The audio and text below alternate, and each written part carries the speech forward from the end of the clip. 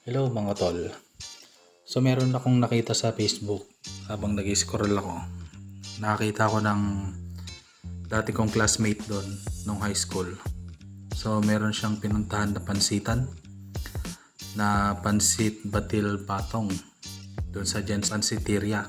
So pupuntahan natin ngayon yun. Meron ako nakita doon na overload na pansit. At ayun nga, at hindi pa tayo kumakain. So tamang tama ito. At puntahan natin yung pansitan na yon na nakita natin dun sa Facebook. So tara. So ito nga, nagkaroon pa ng problema habang papunta ako. So na-flat yung harapan ng gulong natin. So magpapagawa muna tayo. So ang nangyari dito is nasira yung pito, kaya kailangan natin palitan yung interior. So ito na nga, nagmotor ako para maglakad. Naglakad ako para magmotor. Nagpunta ako sa pansitan. Basta yun.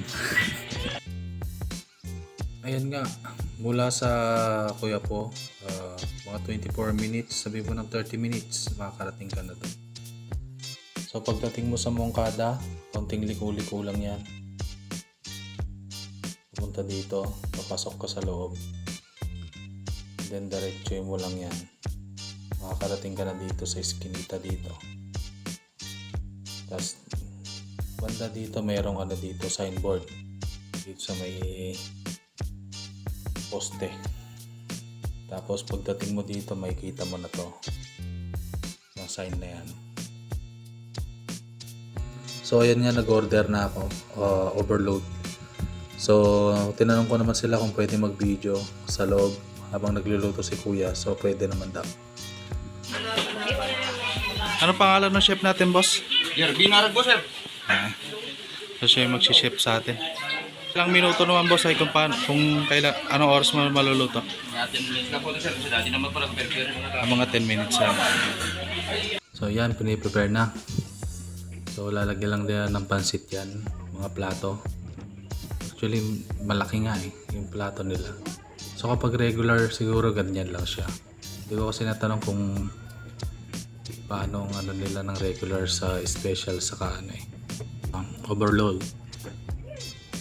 So ayan, maglalagay sila ng toge, yung nilagang itlog.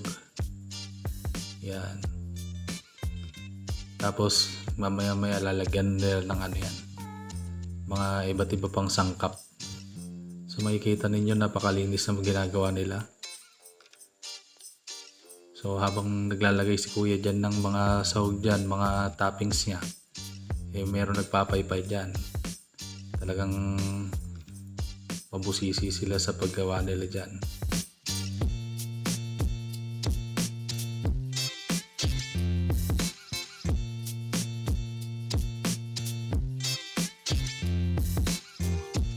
So yan na nga, dinala ko na yung aking order. Ako nang kumuha doon, nandun na rin naman ako. Meron na rin kasamang kalamansi, sili, saka toyo yan, sausawan. Kung makikita nyo dito, meron silang 3 lumpia, yung lechon kawali ba to, tapos iklog, tapos meron silang chicharong bulaklak. So yan, kain na tayo guys. Mga tol, kain. So unang tikim ko pa lang, solid, napakasarap. Tapos crispy pa yung mga nila, mga toppings nila. So una mong mapapansin dito yung toge. Yung toge nila hindi maalat, napakasarap. Saktong-sakto lang yung yung lasa. So mag-enjoy ka talaga. So yun nga yung chicharong bulaklak, lapang, tira kung tira.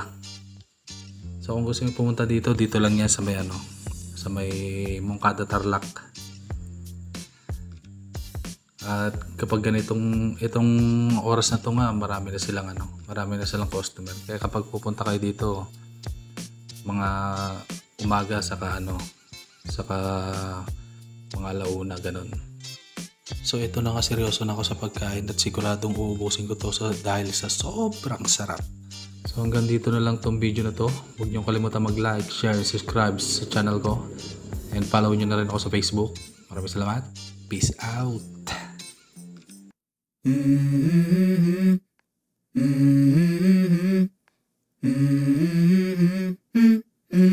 Let's go.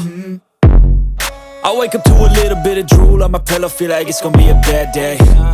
Yeah, I'm tired of shit, and the coffee ain't hit yet, damn, ain't that great.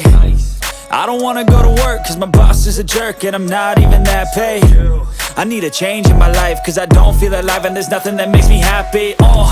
Hold my beer for a minute, I'm about to quit my job, cash in for a ticket. I'm going on a trip and I don't plan to visit. I'm gonna stay there till I feel like I'm winning, and this is just the beginning. I need a big change, help me feel like living. I need a big swing, home runs I'm hitting, and I'll never look back, moving on till I get it all.